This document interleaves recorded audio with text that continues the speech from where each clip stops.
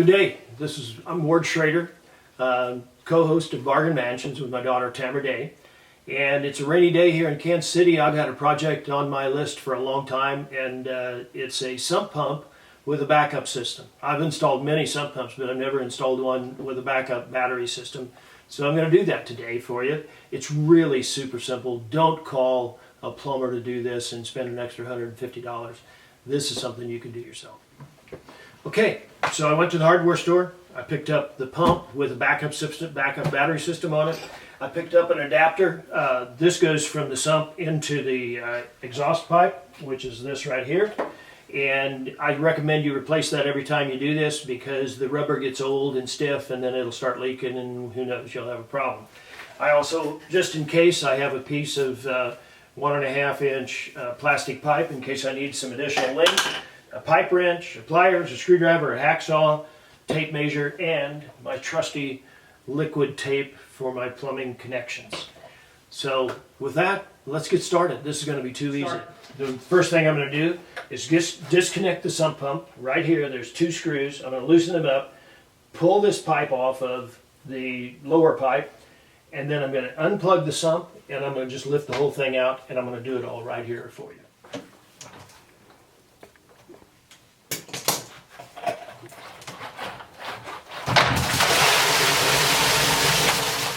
So be sure and disconnect the electricity to your sump pump or you're going to have a blooper like I did, which I left it connected. I disconnected this.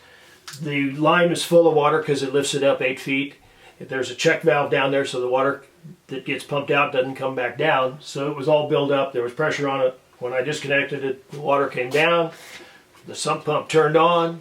It was squirting water everywhere. It was real exciting for a little bit. So anyway, disconnect the old sump pump first.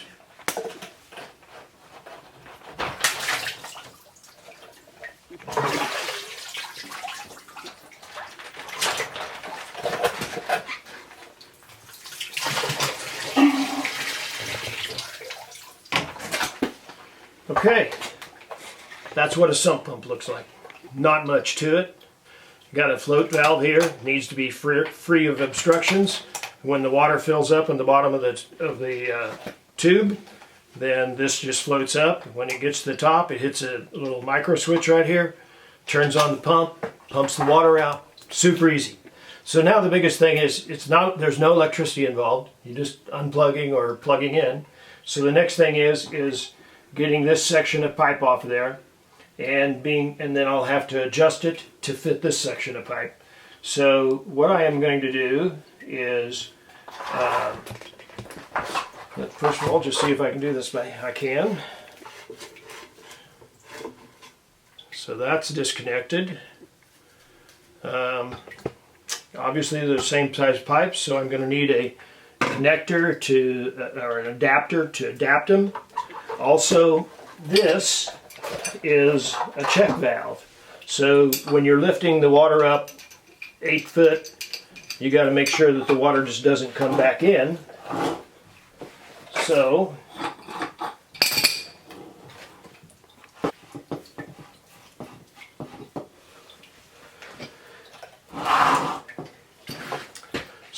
this is a check valve. What that is, I don't know if you can see it. Inside there's a stopper. When the water pumps, it opens up. When the pump shuts off, the water pressure closes it so the water can't just drain back into the pump. So this, I'm going to have to adapt to this. And the way I'm going to do that is to use a female connector on and connect it all. So I could do this. All right, now that I've taken out the old sump pump and I've disassembled it into the pieces that I'm going to reuse, I'm going to start assembling it. So what I have is a couple of rubber adapters as I described early in the presentation. I'm going to put this one on, get it on there fully, tighten it up. One thing you're going to find out is it gets a little slimy in there. The water allows some algae or something to grow on it, but it hasn't killed me yet. Okay, that's that. Now, this is that backup valve. I'm going to put that on.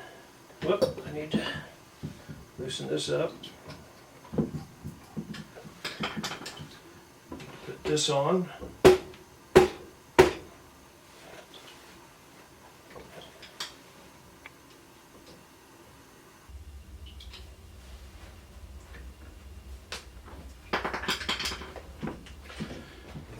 Okay, so I've got it all assembled. I've opened up all the wiring.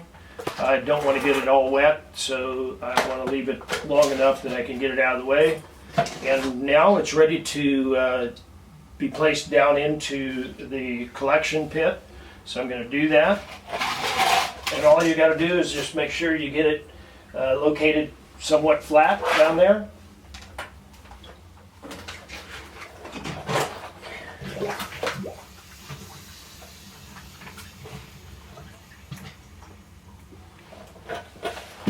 Okay, now the next thing is measure this to fit onto this exhaust pipe.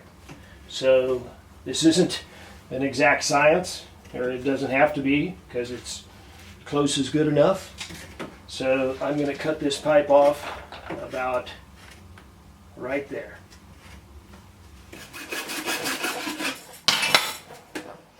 All right, now that I've sawed it off to the proper length, I'm ready to assemble it. And we're going to be 90% done. So all that assembly requires is screwing this into the check valve. Now you may get a check valve that actually just has a connector like this rubber connector right here. But I just happen to have a metal one that was on here since the original installation, so I'm going to reuse it.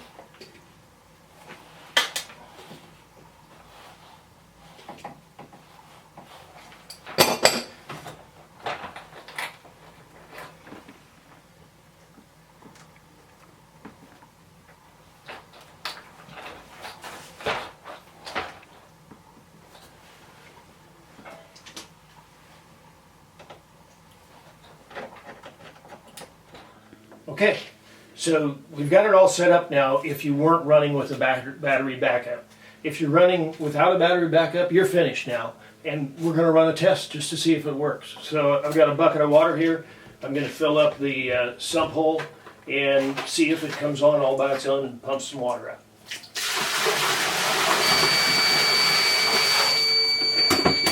And it's doing exactly what it's supposed to do.